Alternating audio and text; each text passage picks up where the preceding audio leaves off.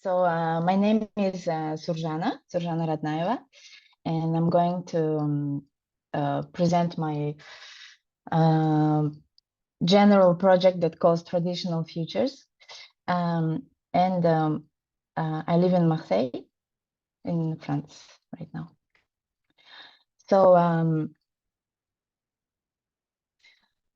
I found this recently name for me for my profession, because it's been a long time that I would look for exact name. So I really like it: Sustainable Heritage Fashion Designer, and also Biomaterials Explorer.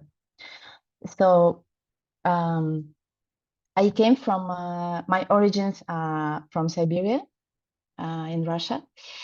And right now I'm based in France, as I said. And my two subjects that I work on and that I'm focused on is preservation of cultural heritage, which includes costumes, as I'm a fashion designer, traditional costumes, diverse traditional techniques where we work with hands. And also I'm very interested in dance and rituals and ceremonies, but I don't work on that. That's just as a hobby. And creating garments is my medium of preserving cultural heritage. So I was raised in the steppes of Siberia. It was in a traditional family with my grandparents. And this, I think, brought me my main philosophy of my whole work, of minimalism, working a lot with nature, with biomaterials. And I lived and studied in Moscow and Beijing as well. And so in 2018, I established my brand that calls Traditional Futures, that is dedicated to modernization of traditional costumes.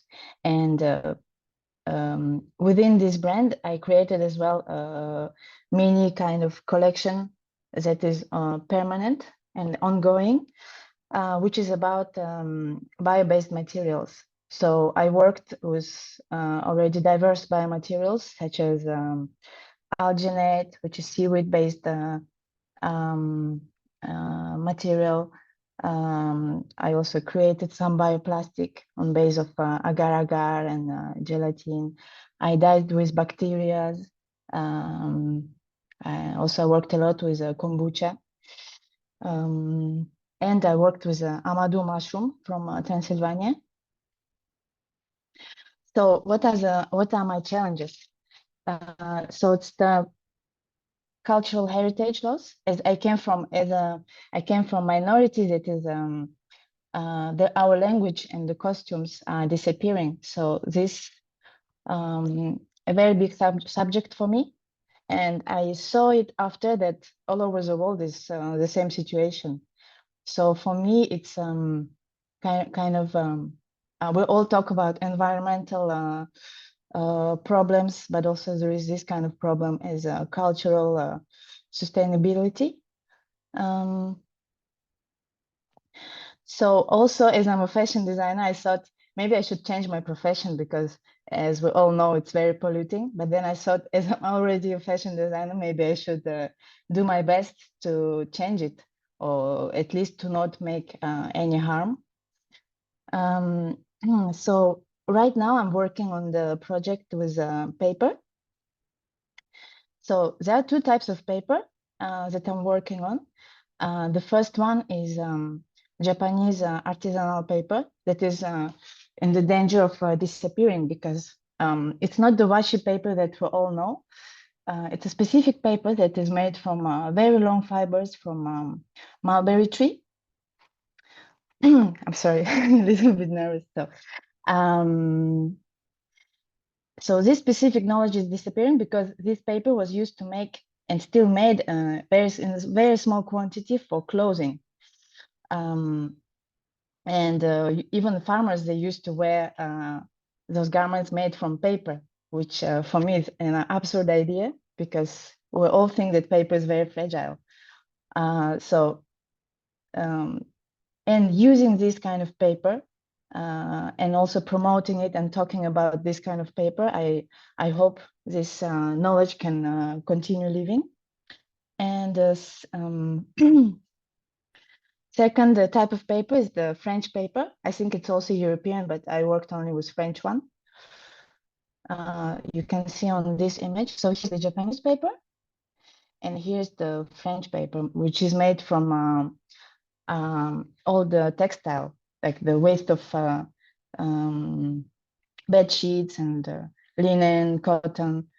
So in old times, it was a very beautiful way of recycling villages' textiles.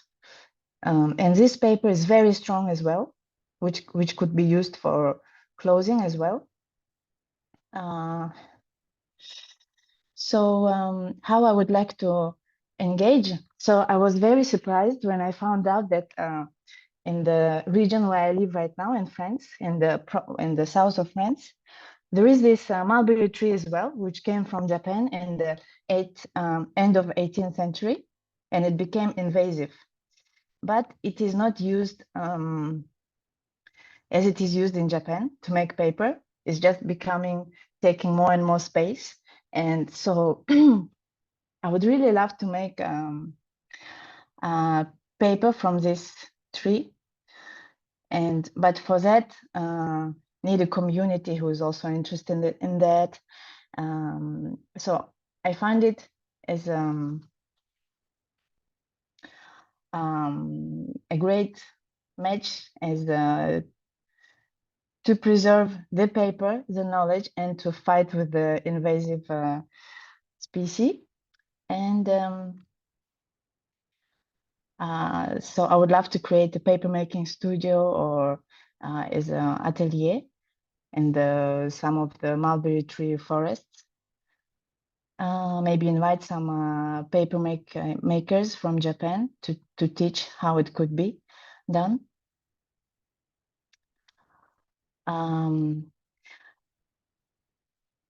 So what I would like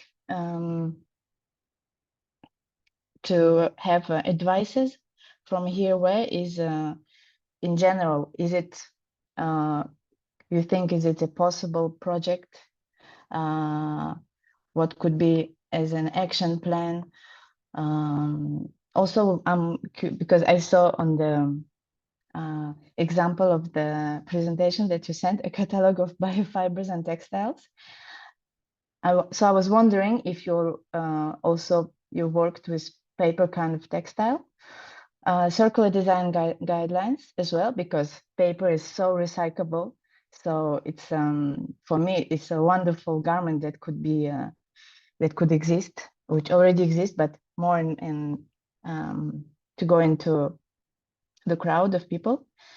And matchmaking with suppliers of, I guess, with fibers or in general, any kind of suppliers that also could work with paper.